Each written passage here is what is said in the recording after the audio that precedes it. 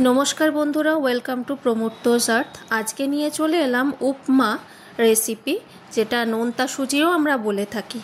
एटा south Indian एकटा dish किन्तु आमी एटाके बेंगली एबं साउथ इंडियान मिशिए दिएछि।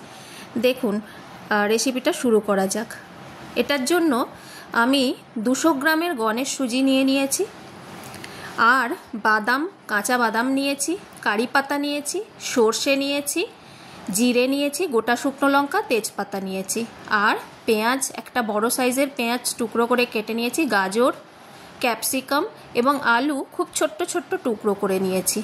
ফোড়নে সরষে, জিরে, শুকনো লঙ্কা, তেজপাতা, কারি পাতা দিলাম। সাদা তেল দিয়ে রান্নাটা আমি করেছি।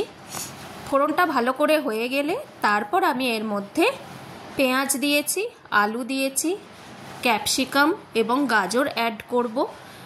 সামান্য নুন দেব আর অন্য আরেকটা ওভেনে আমি কড়াই চাপিয়ে তাতে শুকনো খোলায় সুজিটাকে ভেজে নিচ্ছি। শুকনো খোলায় নেড়ে নিতে হবে। এই দিকে এগুলোকে হালকা চাপা দিয়ে দিয়ে আমি তৈরি করছি আর একদিকে সুজিটা ভাজতে থাকছি। যখন আলুটা মোটামুটি 80% মতো সিদ্ধ হয়ে যাবে, ভাজা হয়ে যাবে, তখন আমি বাদামটা যে আগে ভেজে রেখেছিলাম সেটাকে অ্যাড করে দিলাম। দিয়ে এদিকে সুজিটা যখন একটু লাল লাল হয়ে আসবে, সামান্য লাল লাল হয়ে আসবে, পুড়ে যেন না যায়, তখন আরেকটা কড়াইয়ের মধ্যে এটাকে দিয়ে দিলাম। দিয়ে কিছুক্ষণ এটা জল না দিয়ে নাড়তে থাকবো। তারপর জল দিতে হবে, হাতে করে তরতরা দিয়ে জল দিতে হবে। একটা মজার ঘটনা শেয়ার করি। আমি যখন প্রথমবার এটা রান্না করেছিলাম তখন জানতাম না, আমি পুরো তরকারিতে যেমন জল দেয় তেমনি দিয়েছিলাম। তো সেটা খেতে এত বাজে হয়েছিল যে সেই এক্সপিরিয়েন্স এখনও আমার বাড়ির সবার মুখে লেগে আছে।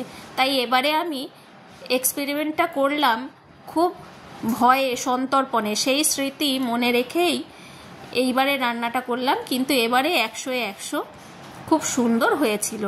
নুন আর চিনি অ্যাড করতে হবে। চিনিটা অনেকটাই লাগে, সুজি তো, সুজিতে চিনিটা অনেকটাই লাগে। নোনতা সুজি হলেও আমরা পুরোপুরি নোনতা তো খেতে পারি না, তাই চিনি আমার 200 গ্রামে মোটামুটি 4 চামচ চিনি লেগেছে। তাতেও অনেকে যারা মিষ্টি পছন্দ করেন তাদের মনে হবে চিনি একটু কম।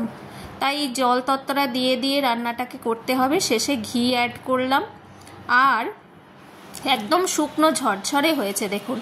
আর সুজিতে খুব পেট ভার করে, এটা খুব হেলদি খাবারও, বাচ্চাদের জন্য খুব ভালো, টিফিনে দেওয়া যায়। এমনকি এটা আমি ফ্রিজে রেখে পরের দিনও খেয়েছি, তাতেও কিন্তু এই ঝরঝরে ভাবটা যায়নি। আজকে আমার গলাটা শুনতে আপনাদের একটু অস্বস্তি বোধ হতে পারে, আমার ঠান্ডা লেগেছে, তাই একটু ক্ষমা ঘেন্না করে দেবেন। আর রেসিপিটা কেমন হলো জানাবেন। এই উপমা, বাঙালি স্টাইলে উপমা কেমন লাগলো আপনাদের জানাবেন, একটু কমেন্ট করবেন। সবাই ভালো থাকবেন। নমস্কার।